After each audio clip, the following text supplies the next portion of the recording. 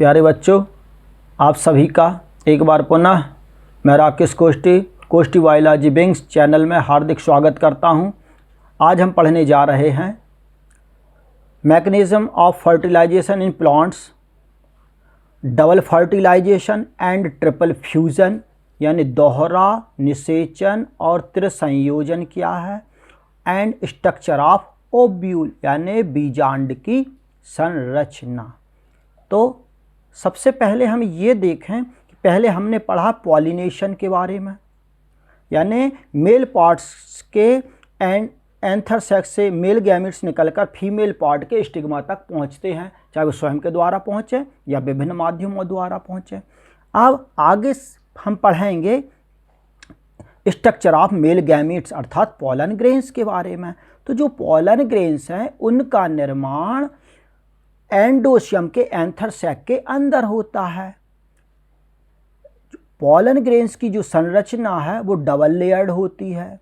बाहर वाली भित्ति यानी आउटर वॉल ये हॉर्नी होती है, स्पाइनी होती है एंड थिक होती है। तो आउटर वॉल को हम एक्साइन कहते हैं यानी बाह्य चोल कहते हैं। इसी तरह से अंदर वाली जो भित्ति रहती है यानी इनर वॉल रहती है उसे हम इंटाइन कहते हैं यानी अंतः चोल कहते हैं, जो थिन एंड स्मूथ होती है यानी पतली होती और चिकनी होती है। इसके अंदर मेल न्यूक्लियाई प्रेजेंट रहता है। साथ ही जो आउटर वॉल जो कि एक्साइन जो कि थिक रहती है, जगह जगह उसमें छोटे छोटे से पोर्स पाए जाते हैं जिन्हें हम जर्म पोर्स कहते हैं। ये पोलन ग्रेन्स फ्लावर के मेल गैमेट्स कहलाते हैं। इनका निर्माण एंडोशियम के अंदर होता है। साथ ही ये निषेचन क्रिया में भाग लेते हैं, अर्थात पोलन ग्रेन्स के बिना निषेचन क्रिया असंभव होती है। अब हम पढ़ने जा रहे हैं पौधों में निषेचन प्रक्रिया किस प्रकार से होती है। तो ये है मेल पार्ट एंडोशियम और ये है फीमेल पार्ट यानी गाइनोशियम वाला भाग। तो ये मेल पार्ट के एंथर सैक से पोलन ग्रेन्स निकले और या तो सेल्फ के द्वारा या अदर मीडियम्स द्वारा फ्लावर के गाइनोशियम के स्टिग्मा वाले भाग पर पहुंचते हैं। तो इस प्रक्रिया को आपने क्या कहा था, हमने पॉलिनेशन कहा था।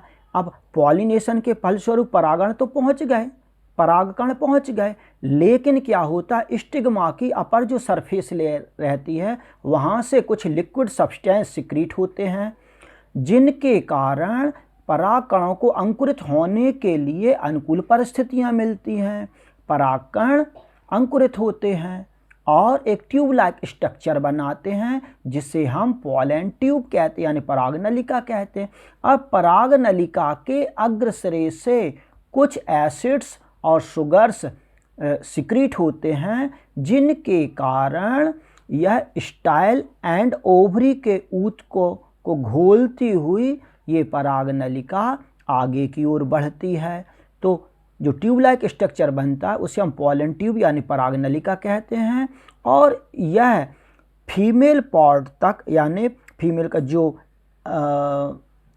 अंडप वाला भाग है वहाँ तक ये दो मेल न्यूक्लियाई को ले जाने का कार्य करती है। अब ओवरी के अंदर एक अंडाकार यानी ओवल शेप्ड संरचना पाई जाती है जिसे हम ओव्यूल कहते हैं। तो ओव्यूल के अंदर फीमेल गैमीट रहता है। तो सबसे पहले जो परागनलिका है वह अपने साथ एक मेल न्यूक्लियाई को ले जाने का कार्य करती है। तो पहले एक मेल न्यूक्लियाई फीमेल न्यूक्लियाई से क्रिया करेगा, निषेचन क्रिया होगी, फिर एक और बचता है मेल न्यूक्लियाई तो ये डिप्लॉइड जाइगोट से क्रिया करेगा, 2 बार निषेचन की क्रिया होती है। अब हम यहाँ पर देखें ये एक ओवल शेप्ड संरचना बनी है जिसे हम ओव्यूल कहते हैं। तो जो ओव्यूल है वह एक व्रंत द्वारा यानी बीजांड व्रंत द्वारा बीजांड न्यास पर यानी प्लेसेंटा पर लगा रहता है। अब इसे हम बीजांड व्रंत कहते हैं। इसमें 2 मोटी भित्ति नुमा संरचनाएं पाई जाती हैं। बाहर वाली को हम आउटर इंटेगुमेंट कहते हैं यानी बाह्य अध्यावरण कहते हैं और अंदर वाली भित्ति को हम इनर इंटेगुमेंट कहते हैं, यानी अंतः अध्यावरण कहते हैं। ये दोनों मोटी भित्तियाँ, लीफ लाइक स्ट्रक्चर्स कहना चाहिए, कि ये जिस स्थान पर जुड़ी रहती हैं उसे हम चैलेजा एंड यानी निभाग सिरा कहते हैं, और जहाँ पर ये स्वतंत्र रहती वहाँ पर एक पोर पाया जाता है जिसे हम बीजांड द्वार यानी माइक्रोपाइल एंड कहते हैं। इस बीजांड द्वार से ही पराग नलिका इस बीजांड के अंदर प्रवेश करती है। यहाँ पर बीजांड के अंदर आप ये देखिए, यहाँ पर न्यूसेलस लिखा है यानी बीजांड काय लिखा है। यहाँ पर जो भ्रूणपोष वाला भाग रहता है उसमें ये ऊपर की ओर 3 सेल्स दिखाई दे रहे हैं जिन्हें एंटीपोडल सेल कहते हैं। नीचे की तरफ सिनर्जेट सेल यानी सहायक कोशिकाएं हैं, और बीचों बीच सेकेंडरी न्यूक्लियाई लिखा है अर्थात एग सेल्स हैं। अब हम इनका डिटेल में अध्ययन करते हैं। तो सबसे पहले क्या हुआ, जो निषेचन क्रिया होती है तो male nuclei, first male nuclei female nuclei से क्रिया करता है। इनके फ्यूज़न की यानी मेल गैमीट और फीमेल गैमीट के आपस में जो फ्यूज़न की क्रिया फर्टिलाइजेशन कहलाती है। तो मेल न्यूक्लियाई और फीमेल न्यूक्लियाई अर्थात मेल गैमीट और फीमेल गैमीट्स जो कि हैप्लॉइड होते हैं, ये फर्टिलाइड होकर एक डिप्लॉइड जाइगोट बनाते हैं। अब शेष बचता है एक और मेल न्यूक्लियाई, तो सेकंड मेल न्यूक्लियाई इस डिप्लॉइड जाइगोट से फ्यूज्ड होता है। तो 2 बार निषेचन क्रिया होने के कारण इसे डबल फर्टिलाइजेशन कहते हैं। और चूंकि यहाँ पर 3 न्यूक्लियाई आपस में फ्यूज्ड होते हैं जिससे हम ट्रिपल फ्यूज़न कहते हैं, और जो कोशिका बनती है वो ट्रिप्लॉइड सेल्स अर्थात ट्रिप्लॉइड जाइगोट बनता है।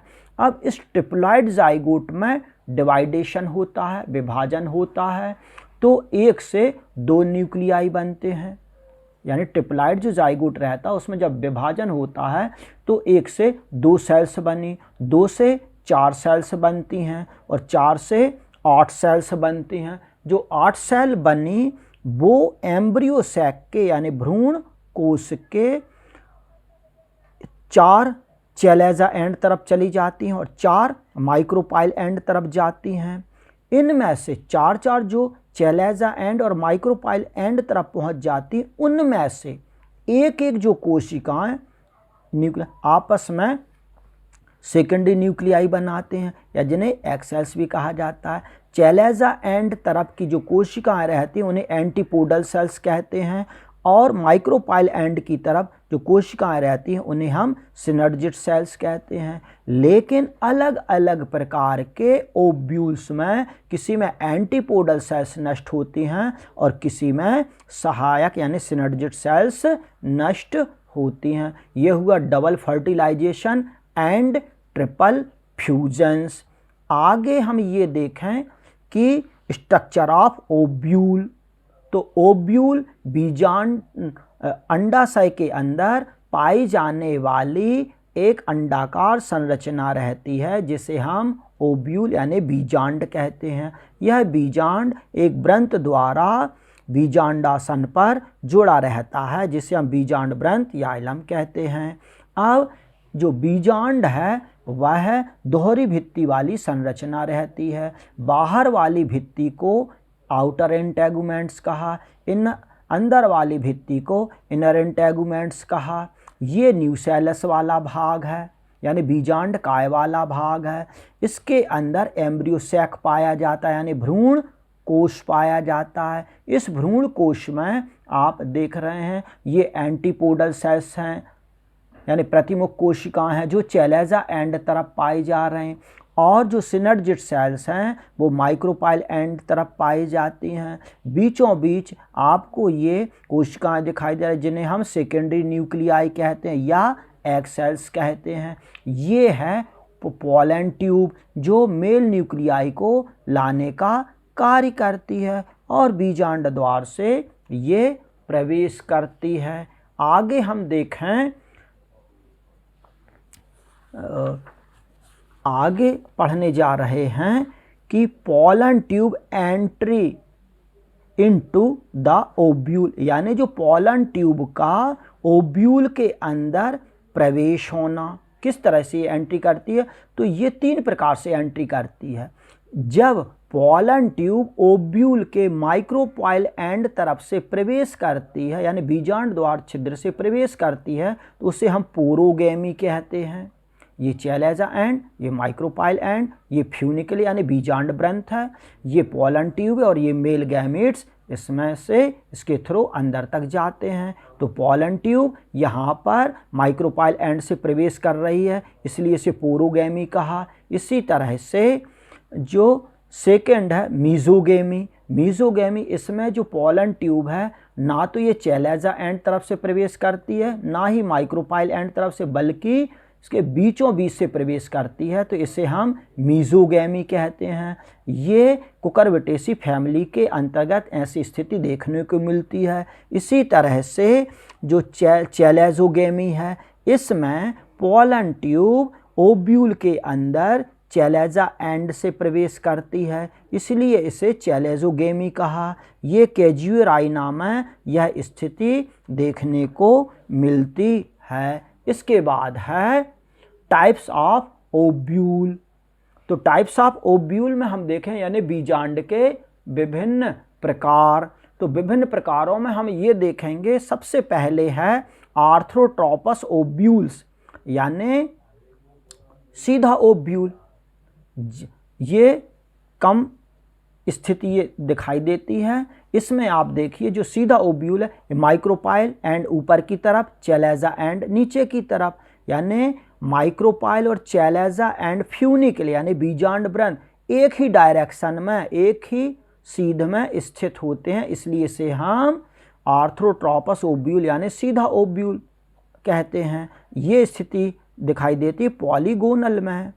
साथ ही अब है एनाट्रोपस ओव्यूल, यानी ओव्यूल हम ये इसमें उल्टा ओव्यूल पाया जाएगा। ज़्यादातर कंडीशंस रहती हैं पौधों में, ये ओव्यूल हमेशा उल्टा ही रहता है। इसमें आप देखिए, इसमें चैलेजा एंड और माइक्रोपाइल एंड एक सीधे में हैं, लेकिन माइक्रोपाइल और फ्यूनिकल पास पास होते हैं। इसका उदाहरण है चना मटर यानी लेग्यूमिनेसी फैमिलीज में ये कंडीशंस देखने को प्राप्त होती है, मिलती है। अब इसके बाद है हेमीट्रोपस ओव्यूल्स। तो जो हेमीट्रोपस ओव्यूल है उसमें ये माइक्रोपाइल एंड चैलेजा एंड एक क्षैतिज रेखा में होते हैं और फ्यूनिकल एक वर्टिकल डायरेक्शन में होता है, अर्थात इसमें टीक के आकार का हो गया। तो ये हुआ हेमीट्रोपस ओव्यूल्स। नेक्स्ट देखें कैम्पाइलोट्रोपस ओव्यूल, यानी इस प्रकार के ओव्यूल कुछ कर्व्ड होता है यानी मुड़ा हुआ होता है, वक्र होता है। इसमें आप देखिए इस प्रकार की कंडीशंस है, ये मुड़ा हुआ दिखाई दे रहा है। ये कंडीशंस हमको सरसों कुल यानी क्रूसीफेरी फैमिली यानी जिसे आजकल ब्रेसिकेसी कहा जाता है, उस फैमिली को में ये कंडीशंस हमको दिखाई देती है। इसके बाद आता है एम्फीट्रोपस ओव्यूल। ये इसमें ओव्यूल घोड़े के नाल के आकार का होता है यानी अश्वनाल के आकार का होता है। ये स्थिति हमको पोस्ट में देखने को मिलती है। अब है लास्ट है सर्सिनोट्रोपस ओव्यूल। इसमें जो ऊपर की तरफ माइक्रोपाइल एंड रहेगा, नीचे की तरफ चैलेजा एंड रहेगा, लेकिन इसमें जो फ्यूनिकल यानी बीजांड ग्रंथ है वह संपूर्ण ओव्यूल को चारों ओर से घेरे रहता है। आज के इस वीडियो में सिर्फ इतना ही। मैं राकेश कोच एक बार पुनः आपसे निवेदन करना चाहूँगा, यदि मेरे वीडियोस आपको पसंद आ रहे हैं तो इन वीडियोस को लाइक और शेयर करें और चैनल को सब्सक्राइब अवश्य करें। Thank you.